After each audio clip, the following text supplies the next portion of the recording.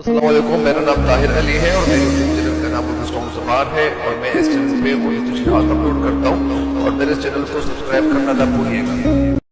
بسم اللہ الرحمن الرحیم۔ السلام علیکم دوستوں، امید ہے آپ لوگ ٹھیک ہوں گے اور آپ لوگوں کی زندگی خوشیوں کے ساتھ گزری ہوگی۔ تو آپ لوگوں کے لیے چلتا ہوں شعر نمبر 3 کی تشریح کی طرف۔ شعر نمبر 3 کیا ہے؟ شعر نمبر 3 یہی ہے کہ دل خون ہو چکا ہے، جگر ہو چکا چاک۔ دل خون ہو چکا ہے، جگر ہو چکا ہے چاک۔ باقی ہوں میں مجھے بکر اے تیغ زن تمام۔ دل خون ہو چکا ہے، دل خون ہو چکا مطلب یعنی دل خون کے آنسور ہو چکا ہے۔ خون ہونا، قتل ہونا، اس کے معنی کیا ہے؟ دل خون ہو چکا مطلب اس کے جو معنی ہے وہ یہ ہے کہ دل قتل ہو چکا ہے، مارا جا چکا ہے، یعنی غارت ہو گیا میرا دل۔ میرا خون ہونا کا مطلب قتل ہونا، مارا جانا، غارت، تباہ ہونا، ٹوٹ جانا، یعنی شکست مان لینا، تباہ ہونا۔ تو یہ اس کے معنی ہے خون ہونا، یعنی دل خون کے آنسور ہو جانا۔ اور انسان کا دل تب روتا ہے جب اس کو تکلیف ملتی ہے۔ بہرحال جگر ہو چکا ہے چاک۔ چاک کا مطلب ٹکڑے ہونا، پھٹ جانا، تباہ ہو جانا، توڑ کے رکھ دینا، ہلا کے رکھ دینا۔ اور تیغ زن کے معنی کیا ہے؟ باقی ہوں میں بھی، باقی ہوں میں مجھے بھی کر اے تیغ زن تمام۔ تیغ زن کا مطلب تلوار چلانے والا، یعنی جھگڑا کرنے والا، جنگ جو جس کو کہتے ہیں۔ اور تمام کا مطلب یعنی قصہ ختم کرنا، قصہ ختم کرنا۔ اس شعر کا جو مفہوم بنتا ہے وہ آپ کے سامنے رکھتا ہوں تاکہ آپ اس شعر کی تشریح سے پہلے مفہوم سمجھیں۔ مفہوم کچھ یوں ہے کہ شعر کا مفہوم کچھ یوں بتاتا ہے کہ اے میرے محبوب، اے میرے محبوب، تو نے میرے دل و جگر کو زخمی کر دیا ہے، اب میں رہ گیا ہوں، مجھے بھی ختم کر دے۔ یعنی کہنے کا مقصد یہ ہے کہ اے محبوب، تو نے میرے دل و جگر کو زخمی کر دیا، اس کو ختم کر دیا، چھا کر ڈالا، تباہ کر ڈالا۔ اب صرف میں رہ گیا ہوں، مجھے بھی تمام کر، مجھے بھی ختم کر، تاکہ یہ سارا قصہ ختم ہو جائے۔ اس شعر کی جو تشریح وہ کچھ یوں ہے کہ اس شعر میں شاعر حضرت موہانی نے ایک کلاسیکل انداز، شاعری کا جو انداز ہے، جو ایک روایت ہے اور ایک روایتی مضمون باندھنے کی کوشش کی ہے۔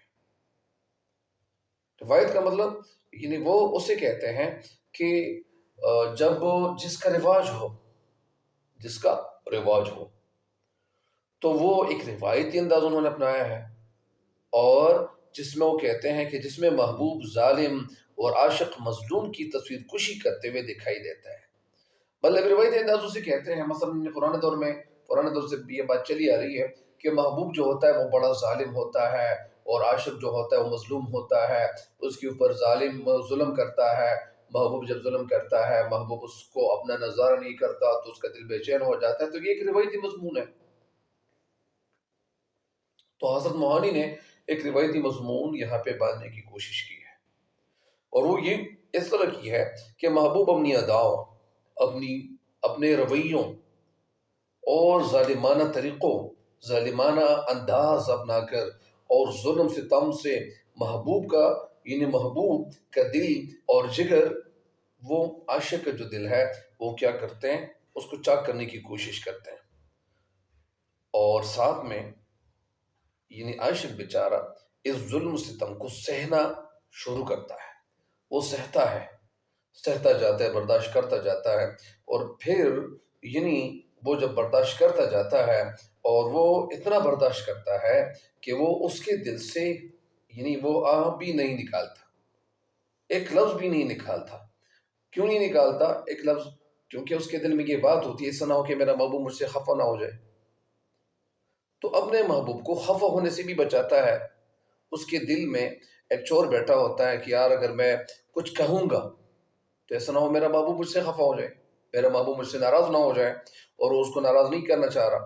تو جو کیفیت ہوتی ہے، جو حالت ہوتی ہے، جو بے چینی ہو جاتی ہے، وہ ساری بے چینیوں کو اپنے دل پہ سہتا ہے، برداشت کرتا ہے۔ اور اس کے حوالے سے ایک شاعر بھی ہے، کہتے ہیں کہ قائم ہے اب بھی میری وفاؤں کا سلسلہ، قائم ہے اب بھی میری وفاؤں کا سلسلہ، یا میرے وفاؤں کا سلسلہ، ایک سلسلہ ہے ان کی جفاؤں کا سلسلہ.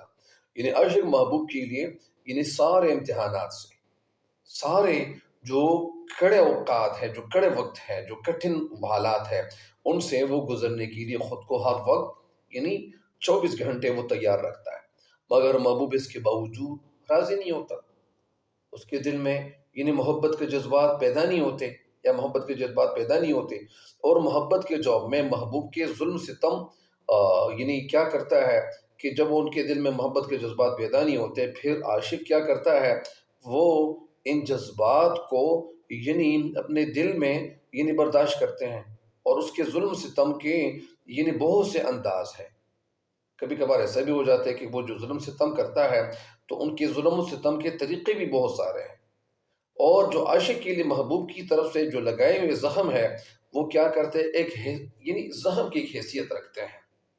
زخم یعنی اس جگہ کو لگتا ہے کہ جب مثال کے طور پر کوئی بندہ ایکسیڈنٹ کرتا ہے، کوئی حادثہ ہو جاتا ہے، تو وہ اس کے پاؤں کو، یا کبھی کبھار مطلب ان ایکسیڈنٹ کے جو شکار لوگ ہوتے ہیں تو وہ زخمی ہو جاتے ہیں. لیکن یہاں پہ جو زخم ہے تو یہ دل کا زخم مراد ہے، تو دل بھی زخمی ہو جاتا ہے. بہرحال، اور یہ زخم محبوب کی جو بے وفائی ہے، یعنی دوسروں پہ تو وہ مطلب کرم کرتا ہے، دوسروں پہ وہ مطلب اپنی جان نچاور کرتا ہے، دوسرے سے تو محبت کرتا ہے. لیکن عاشق کے ساتھ محبت کے جواب محبت ہی نہیں دیتا، وہ نفرت ہی کرتا ہے. اور کبھی کبھار نفرت اس لیے کرتا ہے، جس طرح میں نے جو فرسٹ ایئر کی جو کتاب ہے، اس سے پہلے جو میں نے ویڈیوز اپلوڈ کی، تو ان ویڈیوز میں کھل کر بتا چکا ہوں کہ اس دور میں مطلب یعنی جو ہندوستان کا دور تھا، اس وقت تو مطلب یعنی پردے کا سخت لوگ لحاظ رکھتے تھے، خیال رکھتے تھے. اس وقت اگر کوئی شاعرہ ہوتی تھی، وہ طوائف بن جاتی تھی، تو وہ جب شاعری کرتی تھی تو سارے لوگ جتنے بھی جو شعراء ہوتے تھے وہ دل ہار بیٹھتے تھے. اور یہ بات میں نے کتابوں میں بھی پڑھی ہوئی ہے، اور یہ میں نے مطلب یعنی اپنے ٹیچر سے، اپنے پروفیسر صاحبان سے سنی بھی ہے، جو ہمارے اردو کے ٹیچر تھے. تو اسی لیے جب محبوب ایک ہوتا تھا، ان کے عاشق ہزار ہوتے تھے، تو ظاہری بات ہے کہ جب سارے لوگ ان پہ عاشق ہو جاتے تھے، پھر وہ محبوب سارے کے ساتھ وہ محبت تو نہیں کر سکتا تھا. سب کے ساتھ محبت نبھانا آسان کام تو نہیں تھا. تو لہٰذا پھر زیادہ تر لوگ جو ہوتے تھے، جو شاعر ہوتے تھے، وہ ان کے ساتھ محبت کرتے تھے، اور وہ محبت کا جو محبت سے نہیں دیتا تھا. وہ تو اگر محبت کرتا تو کسی ایک کے ساتھ نبھا سکتا. لیکن یہاں پہ شاعر یعنی ان کی نفرت کے قصے وہ بیان کرتے ہیں کہ یار ہم تو ان سے محبت کرتے ہیں، اور ہمیں ان سے ہے جو وفا کی امید، یعنی ہم کو ان سے ہے وفا کی امید، جو نہیں جانتے وفا کیا ہے. یہ شعر بھی مطلب اس شعر کے ساتھ ریلیٹڈ ہے، ایک شعری مثال ہے. کہنے کا مقصد یہ ہے کہ شاعر مطلب ان کے ساتھ محبت کرتا ہے، اور محبت کا جو محبت سے نہیں دیتا وہ نفرت کرنے لگتا ہے. شاعر ان کے ساتھ محبت کرتا ہے، اور محبت کے بدلے میں ان سے نفرت کرتا ہے. تو پھر انسان کے مطلب وہ عاشق کے ساتھ جب نفرت سے پیش آتا ہے، تو عاشق اس زخم کو برداشت کرتا ہے اور اس کو سہتا ہے. جس طرح شاعر کہتے ہیں کہ یہ عشق نہیں آسان، یہ عشق نہیں آسان، اتنا بس اتنا سمجھ لیجئے. یہ عشق نہیں آسان، بس اتنا سمجھ لیجئے. ایک آگ کا دریا ہے اور ڈوب کر جانا ہے. مطلب یعنی یہ عشق کا جو میدان ہے اتنا آسان میدان نہیں ہوتا.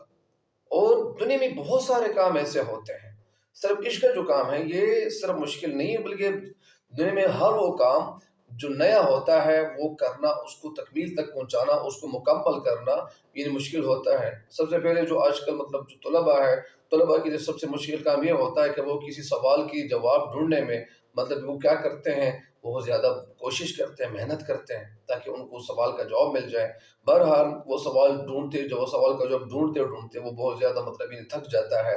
اسی طرح ان کی جو تعلیم ہو رہی ہوتی ہے، ایجوکیشن حاصل کر رہے ہوتے ہیں، تو ان کو کبھی کبھار مطلب انہیں سختیاں بھی برداشت کرنی پڑتی ہیں، بارش بھی آتی ہیں، اور کبھی کبھار مطلب وہ راستہ بھی دور ہوتا ہے، کبھی مطلب گرمی کا موسم ہوتا ہے، کبھی سردی کا موسم ہوتا ہے، کبھی انسان جب پیدل آتا ہے، کبھی مطلب. تو بہرحال جو لوگ مطلب یعنی امیر نہیں ہوتے، غریب ہوتے ہیں، ان کے لیے بڑی مشکلات ہوتی ہیں. مطلب انہیں سب سے بڑی مشکل کیا ہوتی ہے، ان کے لیے غربت ہی ہوتی ہے. بہرحال زیادہ ڈیٹیل میں کسی اور طرف نہیں جانا چاہ رہا. کہنے کا مقصد یہ ہے کہ ہر چیز دنیا میں، ہر وہ میدان وہ مشکل ہوتا ہے جس کو مطلب کرنے والا کوئی ہوتا نہیں.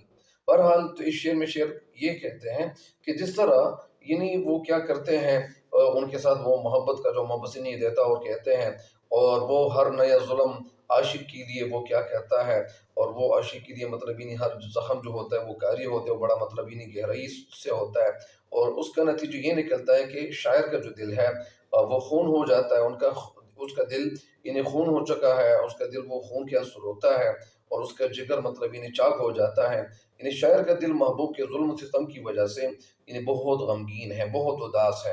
اداس کیوں ہے؟ اداس اس لیے ہے کہ ان کے ساتھ بات نہیں کرتا۔ تو میں نے جس طرح کو عرض کیا کہ پہلے ایسے ہی ہوتا تھا، دکھی ہے جبکہ اس کے جگر کی جو ایسی کیفیت ہے، ایسی حالت ہے، تو یہ کسی نے مطلب ان کا جو جگر ہے، ان کا جگر ٹکڑے ٹکڑے کر دیا ہے، اور یہ دونوں جو کیفیتیں ہیں، یہ جو دونوں حالتیں ہیں، دل کا خون ہونا اور جگر کا چاک ہونا، یہ انتہائی دردناک اور درد و غم کی ایک کیفیت ہوتی ہیں، اور وہ کیفیت انسان مطلب جب بتاتے ہیں، کسی کو ظاہر کرتے ہیں، جب بھی بتاتے ہیں، تو وہ کیوں بتاتے؟ کیونکہ وہ بہت زیادہ مطلب اس کیفیت سے گزر رہے ہوتے ہیں، پریشانی سے جب گزر رہے ہوتے ہیں۔ تو یہاں پہ مطلب کیونکہ محبوب کی جو بے التفاتی ہے، محبوب کی جو بے وفائی ہے، اور محبوب کا جو ظلم و ستم ہے، وہ ظلم ستم کو برداشت کرتے کرتے اس کے دل و جگر کی یہ حالت ہو گئی ہے۔ تو حالت کیوں ہو گئی ہے؟ وہ محبت کرتا ہے، اور ان کے ساتھ محبت جب محبت سے وہ محبت کا جو محبت سے دیتا ہے، اور وہ محبت کا جواب محبوب نفرت سے دیتا ہے، تو پھر ظاہری بات ہے کہ انسان وہ خفا ہو جاتا ہے، دل ہار بیٹھتا ہے، دل کھو بیٹھتا ہے، ڈس اپوائنٹمنٹ کا شکار ہو جاتا ہے۔ اسی طرح میں یہاں پہ ایک بات یہ بھی بتاتا چلوں کہ کسی بھی اسٹوڈنٹ کو مطلب اپنے لائف میں، اپنی زندگی میں ناامیدی کی طرف نہیں دیکھنی چاہیے۔ اللہ تعالیٰ اپنے کلام میں فرماتا ہے، اعوذ باللہ من الشیطان الرجیم، بسم اللہ الرحمن الرحیم، لا تقنطوا من رحمت اللہ، لا تقنطوا ناامید نہ ہو، قنوطیت کا شکار نہ ہو، ڈس اپوائنٹمنٹ کا شکار نہ ہو، من رحمت اللہ، اللہ تعالیٰ کی رحمت سے، اللہ تعالیٰ کی رحمت سے کبھی انسان کو ناامید نہیں ہونا چاہیے۔ یہ تو پرانے دور کی شاعری ہے۔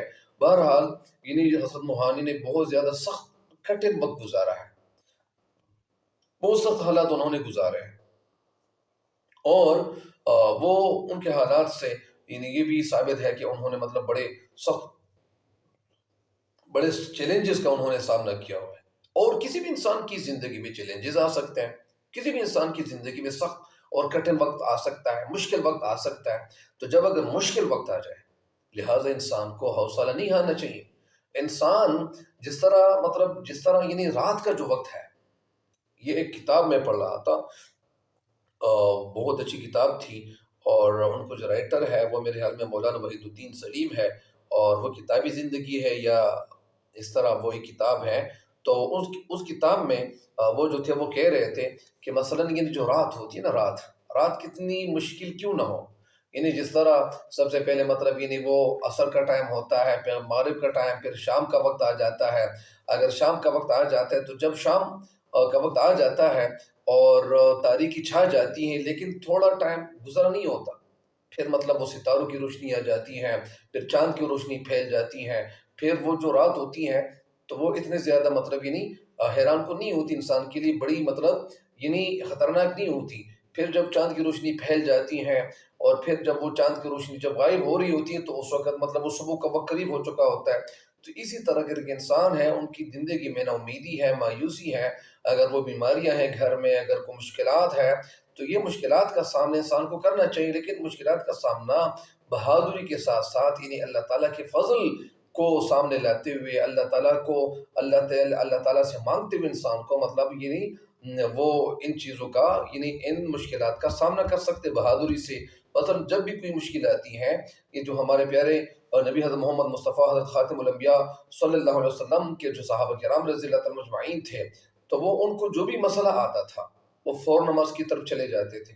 تو اسی وجہ سے ہر مسئلے کو وہ اپنی نماز ہی سے وہ حل کرتے تھے، لیکن ہماری نماز کیا ایسی ہے کہ ہمارا ہر مسئلہ حل ہو۔ بہرحال زیادہ ڈیٹیل میں نہیں جانا چاہتا۔ ایک بات یہ بھی ہے کہ جس طرح ایک بندہ ہے، وہ صبح جب نماز پڑھتے ہیں، صبح کی نماز پڑھتا ہے، تو صبح کی نماز سے لے کر اللہ تعالیٰ یہ فرماتا ہے کہ جو بندہ صبح کی نماز پڑھنے سے لے کر اشراق تک، اور عصر کی نماز سے لے کر مغرب کی نماز تک ایک انسان ایک جگہ پہ بیٹھا رہے، تلاوت کرتا رہے، ذکر اذکار کرتا رہے، تو اللہ تعالیٰ فرماتا ہے کہ یہ جو درمیانی وقت ہے، مطلب اشراق کے بعد سے لے کر عصر سے پہلے تک جو ٹائم ہے، جو وقت ہے، تو اللہ تعالیٰ فرماتا ہے کہ میں اس انسان کے لیے کافی ہو جاؤں. تو جب ایک اللہ تعالیٰ ایک ذمہ داری لیتا ہے، ایک ذمہ واری لیتا ہے، ایک رسپانسبلٹی لیتا ہے، اور اللہ تعالیٰ نے تو سر رسپانسبلٹی انسان کی لی ہوئی ہے. مطلب انسان کو اللہ تعالیٰ رزق دیتا ہے ان کی منشا کے مطابق، ان کے ذہن کے مطابق، ان کی سوچ کے مطابق. تو اس کے باوجود ہم اللہ تعالیٰ کو اس طرح بھلانے کی کوشش کر رہے ہیں. اللہ تعالیٰ کو ہم کبھی نہیں بلا سکتے. کہنے کا مقصد یہ ہے کہ اللہ تعالیٰ فرماتا ہے کہ جب ایک انسان اس طرح کرتا ہے، صبح نماز سے لے کر اشراق تک، اور پھر عصر کی نماز سے لے کر مغرب تک، تو جو اللہ تعالیٰ فرماتا ہے کہ جو انسان دونوں وقتوں میں میرے لیے یہ وقت نکالتا ہے، تو اللہ تعالیٰ فرماتا ہے کہ یہ جو درمیانی وقت ہے نا، اشراق سے لے کر عصر کی نماز سے پہلے تک جو ٹائم ہوتا ہے، جو وقت ہوتا ہے، تو اللہ تعالیٰ فرماتا ہے کہ میں اس انسان کے لیے کافی ہو جاؤں. اور جو انسان اس طرح نہیں کرتا، صبح کے وقت بھی اور نماز پڑھنے کے بعد وہ رکتا نہیں ہے مسجد میں، اور پھر عصر کی نماز پڑھنے کے بعد بھی وہ رکتا نہیں ہے، تلاوت نہیں کرتا، ذکر اذکار نہیں کرتا، تھوڑا وقت بیٹھ نہیں جاتا مسجد میں اللہ تعالیٰ کی یاد میں، تو پھر اللہ تعالیٰ فرماتا ہے کہ میں اس انسان سے دنیا کو پہلے اور اس انسان کو اس دنیا کے پیچھے لگا دوں گا. تو کبھی کبھار جو مسائل زیادہ ہوتے ہیں، تو اس لیے ہمیں اللہ تعالیٰ کی طرف جانا چاہیے، ہمیں اللہ تعالیٰ سے دعائیں مانگنی چاہیے. بہرحال یہاں پہ اللہ تعالیٰ جو بھی انسان جس طرح ایک انسان اگر وہ پہاڑ کتنا زیادہ کٹھن کیوں نہ ہو، اگر مشکلات کا پہاڑ انسان کے اوپر پڑا ہوا کیوں نہ ہو، لیکن اس کے باوجود ہم اللہ تعالیٰ کی فضل کی طرف دیکھیں گے. تو جب ہم اللہ تعالیٰ کے فضل کی، اللہ کی مہربانی کی طرف دیکھیں گے، اللہ کی رحم دلی کی طرف، اللہ تعالیٰ کی جو شفقت ہے، اللہ تعالیٰ کی الطاف نظری کی طرف دیکھیں گے، تو ہمارا ہر مسئلہ اللہ کے فضل و کرم سے حل ہو سکتا ہے. بہرحال تو اسی وجہ سے شاعر بھی یہاں پہ کہتے ہیں، اور شاعر یہاں پہ میں پتہ نہیں یہاں سے کسی اور طرف چلا گیا، لیکن ظاہری بات ہے کہ یہ باتیں مجھے بتانی پڑتی ہے، اور اس لیے بتانی پڑتی ہے کہ بہت سارے جو اسٹوڈنٹس ہیں وہ میرے اشعار کی تشریح سن رہے ہوتے ہیں. تو اسی وجہ سے شاعر آگے کہتے ہیں کہ شاعر ظلم ستم کو برداشت کرتے ہیں، اور ان کا جو دل ہے وہ ٹکڑے ٹکڑے ہو گیا ہے. تو پھر شاعر یہ کیوں کہتے ہیں؟ اور شاعر یہاں پہ یہ بھی کہتے ہیں کہ ہمیں ان سے ہیں جو وفا کی امید جو نہیں جانتے وفا کیا ہے. بہرحال ان زخموں کا علاج صرف محبوب کی محبت اور التفات ہی میں ہے. شاعر آگے کہتے ہیں کہ اگر میرے دل کو میرے جگر کو، اور میں تو خون کے آنسو رو چکا ہوں، اور میرا جو جگر ہے اس کی بھی تباہی ہوئی ہے، اور ساتھ ساتھ میرے جگر کو بھی ٹکڑے ٹکڑے کر دیا ہے. تو دونوں کیفیات، جو دل کا خون ہونا، جگر کا چاک ہونا، یہ انسان کے لیے بڑے بڑے غم کی بات ہوتی ہیں، اور غم کی عکاسی کر رہے ہوتے ہیں. لیکن ساتھ ساتھ وہ یہ بھی یہاں پہ ایک جس طرح ایک مریض ہے، وہ کسی مرض میں مبتلا ہو جاتے تو ڈاکٹر کے پاس چلا جاتا، تو ڈاکٹر ان کا علاج تجویز کرتا ہے. تو یہاں پہ جو شعر کہتا ہے کہ میرا جو ڈاکٹر ہے، میرا جو معالج ہے، جو میرا علاج کرنے والا ہے، وہ کون ہے؟ ان کا وہ محبوب ہے. تو یہاں پہ وہ کہتے ہیں، آگے ایک مشورہ بھی دے رہے ہیں اپنے محبوب کو، کہ ان زخموں کا علاج صرف محبوب کی محبت، ان کی مہربانی میں ہے. شاعر کو وہ محبت نہیں مل سکتی. اگر وہ مہربانی کرے گا، محبت کرے گا، تو ظاہری بات ہے کہ اس کے علاج، ان کے دل کا علاج، ان کے دل زخموں کا علاج ہو سکتا ہے. اس لیے اب وہ ان مصائب سے، ان مصیبتوں سے، ان مشکلات سے انہیں تنگ آ کر محبوب سے کہتا ہے، اسے عرض کرتا ہے کہ سب سے بہتر بات یہ ہے کہ تم مجھے ابھی قتل کر دو، مجھے ختم کر دو. اگر تم مجھے ختم کر دو گے، تیری طرف سے تو محبت نہیں ہو رہی، تو جب محبت نہیں ہو رہی تو تم کو مجھے ختم کرنا چاہیے. تمہیں یہ کرنا چاہیے کہ تم مجھے ختم کر دیں. کیونکہ یہ جو روز روز کی جو کیفیت ہے، یہ جو روز روز مرنے سے، ایک دفعہ تو سب سے بہتر بات یہی ہے، یہ ناقابل برداشت ہو گئی ہے بات، کیونکہ عاشق کو اسی زندگی کا کوئی فائدہ ہی نہیں ہے جس میں محبوب شامل نہ ہو. اس لیے محبوب سے وہ التجا کر رہا ہے کہ وہ ایک دفعہ ہی میں مجھے ختم کر دے، اس لیے ختم کر دے تاکہ میری زندگی ختم ہو جائے. تو کم از کم ان حالات سے تو میں مقابلہ تو نہیں کر سکتا. اور میں نے جس طرح بتایا بھی کہ انسان کو یہ تو محبت کی بات ہے، انسان کو جیسے بھی حالات آ جائیں تو انسان کو حوصلہ نہیں ہارنا چاہیے. جس طرح ایک شاعر کہتے ہیں عطیل شفائی کہ حالات کے قدموں پہ قلندر نہیں گرتا، حالات کے قدموں پہ قلندر نہیں گرتا، ٹوٹے بھی جو تارا تو زمین پر نہیں گرتا. گرتے ہیں سمندر میں بڑے شوق سے دریا، گرتے ہیں سمندر میں بڑے شوق سے دریا، لیکن کسی دریا میں سمندر نہیں گرتا، مطلب ان حالات کے قدموں پہ قلندر نہیں گرتا۔ قلندر جو ہوتا ہے، جو درویش ہوتا ہے، جس کے دل میں اللہ تعالیٰ کی محبت ہوتی ہے، تو وہ کبھی حالات پہ وہ نہیں گرے گا، حالات کے سامنے وہ گھٹنے ٹیکنے پہ مجبور نہیں ہوگا، کیونکہ اس کے دل میں اللہ تعالیٰ کی محبت ہوتی ہے، ان کا اللہ تعالیٰ پہ پکا ایمان ہوتا ہے۔ تو اسی وجہ سے انسان ہارنے کی طرف نہیں جاتا۔ جس کے دل میں اللہ کی یاد ہو، وہ کیوں کر، وہ کیسے، وہ مطلب ہار مان سکتا ہے، وہ کبھی ہار مانتا نہیں۔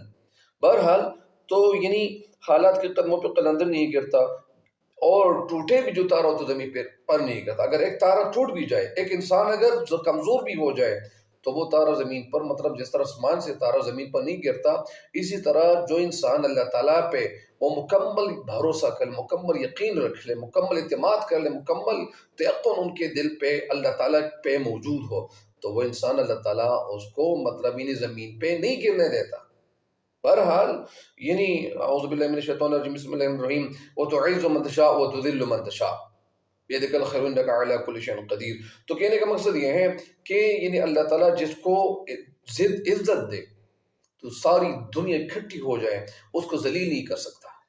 اگر اللہ تعالیٰ کسی کو ذلیل کر دے، ساری دنیا اکٹھی ہو جائے، ساری ٹیکنالوجی اکٹھی کر لے، وہ انسان جس کو اللہ تعالیٰ ذلیل کر دے، اس انسان کو ساری دنیا اکٹھی کچھ بھی کر لے، وہ اس ذلیل انسان کو عزت نہیں دے سکتا۔ اور یہ عزت اور ذلت دینے والی ذات ایک اللہ تعالیٰ کی ہے۔ تو بہرحال شاعر یہاں پہ یہ کہتے ہیں کہ ان کو یہ چاہیے کہ وہ مجھے ختم کر دے۔ جس طرح آخر میں ایک شعر کہتا ہوں، اور وہ کچھ یوں ہے کہ جو تجھ بن نہ جینے کو کہتے تھے ہم، جو تجھ بن نہ جینے کو کہتے تھے ہم، سو اس عہد کو اب وفا کر چلے۔ عہد، وعدہ، یعنی جو تجھ بن نہ جینے کو کہتے تھے ہم، مطلب یعنی ہم زندگی میں جینے کو، ہم مطلب اپنی زندگی کو زندگی نہیں کہتے تھے تیرے سوا، مطلب یعنی ہم تیری موجودگی میں، اگر تو موجود ہوتا تو تیری موجودگی میں ہماری زندگی ہوتی، اور اگر ہمارے ساتھ تو نہ ہوتا تو ہم اس کو زندگی کہتے ہی نہیں ہے۔ سو اس عہد کو وفا کر سے۔ بہرحال اس شعر کی تشریح زیادہ ڈیٹیل میں کر چکا ہوں اللہ تعالیٰ کے فضل و کرم سے، تو اس کے لیے میں معذرت بھی چاہتا ہوں، کیونکہ یہ جو کلاس دہم ہے تو دہم کے مطابق مطلب یہ تشریح مجھے کرنی چاہیے تھی، لیکن وہ زیادہ ڈیٹیل سے تشریح ہو گئی۔ امید ہے اللہ تعالیٰ سے کہ انشاءاللہ ان اشعار سے فائدہ ضرور اٹھائیں گے، خود بھی فائدہ اٹھائیں گے، دوسروں کے ساتھ بھی شیئر کریں گے، تاکہ آپ کے ساتھ ساتھ باقی لوگوں تک بھی فائدہ پہنچتا چلا جائے۔